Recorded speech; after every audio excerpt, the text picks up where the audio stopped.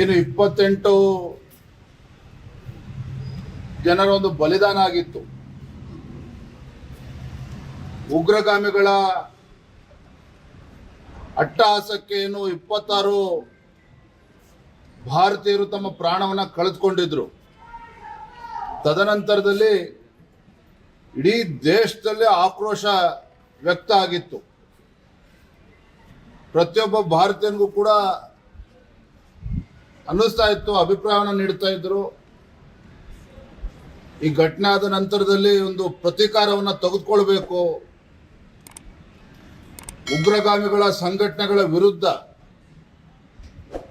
ಮತ್ತು ಪಾಕಿಸ್ತಾನ ಏನು ಉಗ್ರಗಾಮಿ ಚಟುವಟಿಕೆಗಳಿಗೆ ಕಳೆದ ಹಲವಾರು ದಶಕಗಳಿಂದ ಬೆಂಬಲವನ್ನು ನೀಡಿಕೊಂಡು ಬರ್ತಾ ಇದೆ, ಆ ಪಾಕಿಸ್ತಾನಕ್ಕೂ ಕೂಡ ಬುದ್ಧಿ ಕಲಿಸ್ಬೇಕು ಅಂತೇಳಿ ಪ್ರತಿಯೊಬ್ಬ ಭಾರತೀಯರ ಅಪೇಕ್ಷೆ ಇತ್ತು.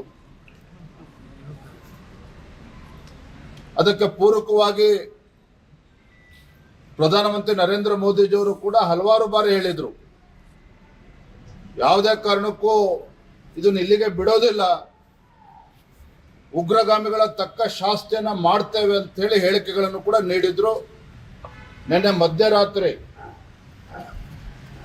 ಪಾಕಿಸ್ತಾನ ಮತ್ತು ಪಾಕಿಸ್ತಾನ ಆಕ್ಯುಪೈಡ್ ಕಾಶ್ಮೀರ್ನಲ್ಲಿ, ಪಾಕಿಸ್ತಾನದಲ್ಲಿ 4 ಕಡೆ, ಪಾಕಿಸ್ತಾನ ಆಕ್ಯುಪೈಡ್ ಕಾಶ್ಮೀರಲ್ಲಿ ಎಲ್ಲೆಲ್ಲಿ ಉಗ್ರಗಾಮಿಗಳ ಅಡುಗು ತಾಣಗಳಿತ್ತು ಅಲ್ಲಿ ಈಗಾಗಲೇ ಕಾರ್ಯಾಚರಣೆ ಪ್ರಾರಂಭ ಆಗಿರ್ತಕ್ಕಂಥ ತಾವೆಲ್ಲರೂ ನೋಡ್ತಾ ಇದ್ದಾರೆ. ಪ್ರತಿಯೊಬ್ಬ ಭಾರತೀಯನೂ ಕೂಡ ಹೆಮ್ಮೆ ಪಡ್ತಾ ಇದ್ದಾರೆ, ಸಂತೋಷ ಪಡ್ತಾ ಇದ್ದಾರೆ. ಈ ಸಂದರ್ಭದಲ್ಲಿ ನಾವು ಪ್ರತಿಯೊಬ್ಬ ಭಾರತೀಯರು ಸಹ ನಮ್ಮ ಸೈನಿಕರಿಗೆ ಬೆಂಬಲವನ್ನು ನೀಡಬೇಕಾಗ್ತದೆ, ಜೊತೆ ನಿಲ್ಲಬೇಕಾಗ್ತದೆ. ವಿಶೇಷವಾಗಿ ನಮ್ಮ ರಾಜ್ಯದಲ್ಲಿ ನಮ್ಮ ಭಾರತೀಯ ಜನತಾ ಪಾರ್ಟಿ ಕಾರ್ಯಕರ್ತರಿಗೆ ಹಾಗೂ ರಾಜ್ಯದ ಜನತೆಗೆ ವಿಶೇಷವಾಗಿ ನಾನು ವಿನಂತಿ ಮಾಡ್ತೇನೆ, ದೇವಸ್ಥಾನಗಳಲ್ಲಿ ವಿಶೇಷ ಪೂಜೆಗಳನ್ನು ನಾವು ಪ್ರಾರ್ಥನೆಯನ್ನು ಸಲ್ಲಿಸಬೇಕು. ನಮ್ಮ ಯೋಧರಿಗೆ ನೈತಿಕ ಸ್ಥೈರ್ಯವನ್ನು ತುಂಬತಕ್ಕಂಥ ಕೆಲಸ ನಾವೆಲ್ಲರೂ ಕೂಡ ಮಾಡಬೇಕು ಅಂತೇಳಿ ನಾನು ಈ ಸಂದರ್ಭದಲ್ಲಿ ವಿನಂತಿಯನ್ನು ಮಾಡ್ತಾ ಇದ್ದೇನೆ. ಇಂಥ ಸಂದರ್ಭದಲ್ಲಿ ರಾಜ್ಯದ ಕಾಂಗ್ರೆಸ್ ಪಕ್ಷ ಒಂದು ಟ್ವೀಟ್ ಅನ್ನು ಮಾಡಿದೆ. ಮನುಕುಲದ ಅತ್ಯಂತ ಶಕ್ತಿಯುತ ಶಸ್ತ್ರ ಅಂತ ಹೇಳಿದ್ರೆ ಶಾಂತಿ. ಅಂದರೆ ಮಹಾತ್ಮ ಗಾಂಧೀಜಿಯವರ ನೆನಪು ಮಾಡ್ಕೊಂಡಿದ್ದಾರೆ ಕರ್ನಾಟಕ ಕಾಂಗ್ರೆಸ್ನವರು. ನಾಚಿಕೆ ಆಗಬೇಕಾಗಿತ್ತು. ನಾನು ಇವತ್ತು ತಮ್ಮ ಮೂಲಕ ಮಾನ್ಯ ಸಿದ್ದರಾಮಯ್ಯನವ್ರಿಗೆ, DK ಶಿವಕುಮಾರ್ ಅವ್ರಿಗೆ, ರಾಹುಲ್ ಗಾಂಧಿ ಅವ್ರಿಗೂ ಕೂಡ ನಾನು ಪ್ರಶ್ನೆ ಮಾಡೋದಕ್ಕೆ ಇಚ್ಛೆ ಪಡ್ತೇನೆ. ತಮ್ಮ ನಿಲುವನ್ನು ಸ್ಪಷ್ಟಪಡಿಸಬೇಕು. ಇವತ್ತು ರಾಜ್ಯ ಕಾಂಗ್ರೆಸ್ ನಾಯಕರು ಯಾವ ರೀತಿ ಟ್ವೀಟ್ ಅನ್ನು ಮಾಡಿದ್ದಾರೆ, ಇದಕ್ಕೆ ಸ್ಪಷ್ಟನೆಯನ್ನು ನೀಡಬೇಕಾಗ್ತದೆ. ಇವತ್ತು ಕಾಂಗ್ರೆಸ್ನವರು ಉಗ್ರವಾದಿಗಳ ಪರವಾಗಿದ್ದಾರಾ ಅಥವಾ ಭಾರತದ ಪರವಾಗಿದ್ದಾರಾ, ಪಾಕಿಸ್ತಾನದ ಪರವಾಗಿದ್ದಾರಾ ಅನ್ನೋದನ್ನು ಸ್ಪಷ್ಟಪಡಿಸಬೇಕಾಗ್ತದೆ. ಈ ರೀತಿ ಇಂಥ ಸಂದರ್ಭದಲ್ಲಿ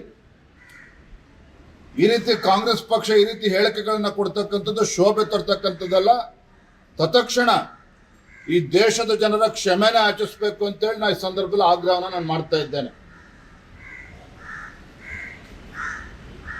ಭಾರತೀಯ ಜನತಾ ಪಾರ್ಟಿ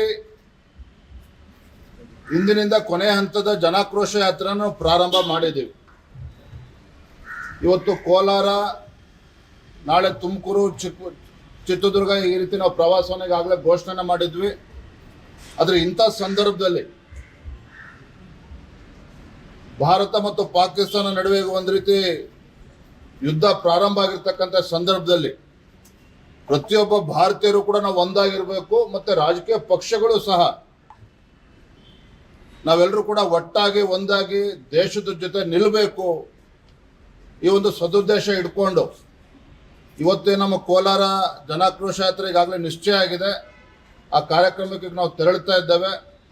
ನಾಳೆಯಿಂದ ನಡಿಬೇಕಾಗಿರ್ತಕ್ಕಂಥ ಕಾರ್ಯಕ್ರಮಗಳನ್ನು ತಾತ್ಕಾಲಿಕವಾಗಿ ಅವೆಲ್ಲವನ್ನು ಕೂಡ ನಾವು ಮುಂದೂಡ್ತಾ ಇದ್ದೇವೆ. ಆದರೆ ಒಂದಂತೂ ಸತ್ಯ, ಕಳೆದ ಹಲವಾರು ದಶಕಗಳಿಂದ ಕಾಶ್ಮೀರದಲ್ಲಿ ಯಾವ ರೀತಿ ಉಗ್ರಗಾಮಿಗಳ ಒಂದು ಅಟ್ಟಹಾಸಕ್ಕೆ ಹಿಂದೂಗಳ ಮಾರಣ ಹೋಮವೂ ಕೂಡ ಆಗಿದೆ, ಭಾರತವು ಕೂಡ ಅದಕ್ಕೆ ಬೆಲೆ ತೆತ್ತಕ್ಕಂಥ ಕೆಲಸ ಮಾಡಿದೆ.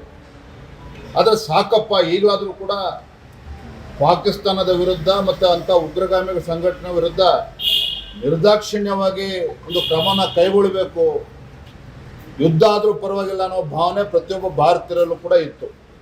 ಹಾಗಾಗಿ ಈಗಾಗಲೇ ಅದು ಪ್ರಾರಂಭ ಆಗಿದೆ. ಇಂಥ ಸಂದರ್ಭದಲ್ಲಿ ಪ್ರತಿಯೊಬ್ಬ ಭಾರತೀಯನೂ ಕೂಡ ಪರಿಸ್ಥಿತಿನೂ ಕೂಡ ಅರ್ಥ ಆಗಿದೆ. ಇಂಥ ಸಂದರ್ಭ ನಾವೆಲ್ಲ ಒಟ್ಟಿಗಿರಬೇಕು ಅಂತಕ್ಕಂಥ ವಾಸ್ತವಿಕ ಸತ್ಯನೂ ಕೂಡ ಗೊತ್ತಿದೆ. ಹಾಗಾಗಿ ಇವತ್ತೇನು ಮಾಕ್ ಡ್ರಿಲ್ಗಳು ಏನು ಇಡೀ ದೇಶಾದ್ಯಂತ ಪ್ರಾರಂಭ ಆಗ್ತದೆ ಸಹಜ. ಯಾಕಂದರೆ ಇಂಥ ಯುದ್ಧದ ಸಂದರ್ಭದಲ್ಲಿ ನಾವು ಪ್ರತಿಯೊಬ್ಬರೂ ಕೂಡ ಎಚ್ಚರಿಕೆಯಿಂದ ಇರಬೇಕು. ಆ ನಿಟ್ಟಿನಲ್ಲಿ ಇವತ್ತು ಈ ರೀತಿ ಮಾಕ್ ಡ್ರಿಲ್ಗಳು ನಡೀತಾ ಇದೆ. ಎಲ್ಲರೂ ಕೂಡ ಅದಕ್ಕೆ ಬೆಂಬಲವನ್ನು ಕೂಡ ಕೊಡ್ತಾರೆ. ಅದ್ರ ಬಗ್ಗೆ ಯಾವುದೇ ಅನುಮಾನಗಳು ಬೇಡ.